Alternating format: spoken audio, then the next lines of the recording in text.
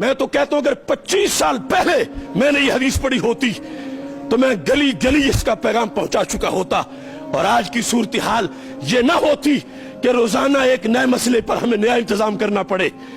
میرے آقا علیہ السلام نے جب ختم نبوت کے لحاظ سے مستقبل کو دیکھا اور نظام عطا کیا تو نظام میں آپ نے کیا فرمایا؟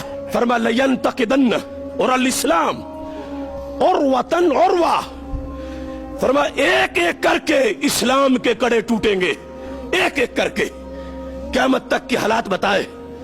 فرمایا میری امت میں تمہیں بتاتا ہوں پہلے ہی نہ ٹوٹنے دو تاکہ آگے سب محفوظ رہیں۔ پہلا کڑا کیا نماز ہے، کیا روزہ ہے، کیا حج ہے، کیا زکوٰۃ ہے؟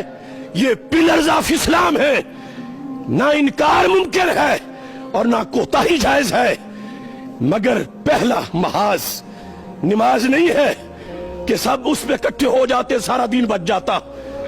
ترتیب دیکھو، علم غیب سے سرکار نے کیا فرمایا وہی ہوا، غیر سمجھ گئے، ہم نہ سمجھ پائے۔ میرے آقا علیہ السلام نے فرمایا ایک ایک کر کے اسلام کا کڑا ٹوٹے گا، جب ایک ٹوٹے گا تو میری امت دوسرا پکڑے گی، دوسرا ٹوٹ جائے گا، تیسرا پکڑے گی، کافر تیسرا توڑ دیں گے۔ پہلے ہی نہ ٹوٹنے دو، سب کٹھے ہو جاؤ پہلے پہ۔ وہ کیا ہے؟ لفظ سنو، فرمایا اولہن نقدن الحکم، فرمایا وہ کڑا جس سے پورا دین بچے گا، نماز بھی، روزہ بھی، حج بھی، زکوٰۃ بھی، فرمایا وہ میری امت کی گورننگ پاور اور نظام حکومت ہے۔ اگر میری امت نظام حکومت اپنا بچا گئی تو ان کے مسلح بھی محفوظ، ان کے آستانے بھی محفوظ، ان کی مسجدیں بھی محفوظ، مدارس بھی محفوظ۔ اور اگر نظام غیروں کو دے دیا تو پھر سب کچھ لٹے گا۔ اب 400 مدارس برما والوں کے کہاں گئے؟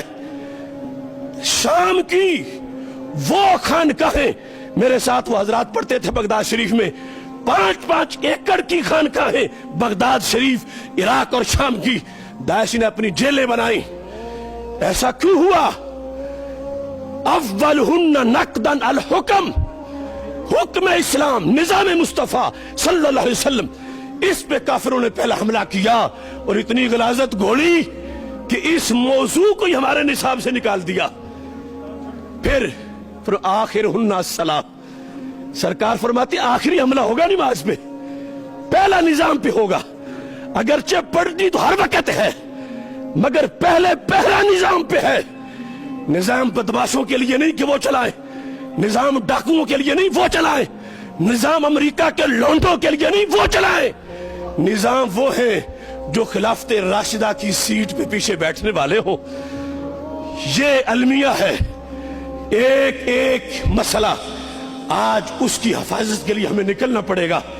تو پھر فلا وربک لا یؤمنون حتی یحکموک، اللہ قسم اٹھا کے کہہ رہا ہے، سب سے بڑی قسم کہ محبوب مجھے تیرے رب کی قسم، وہ مومن نہیں ہوں گے اگرچہ نماز پڑھیں، اگرچہ روزہ رکھیں، اگرچہ حج کریں، اگرچہ زکوٰۃ دیں، اگرچہ چلے کاٹیں، اگرچہ وظیفہ پڑھیں، نہیں مومن۔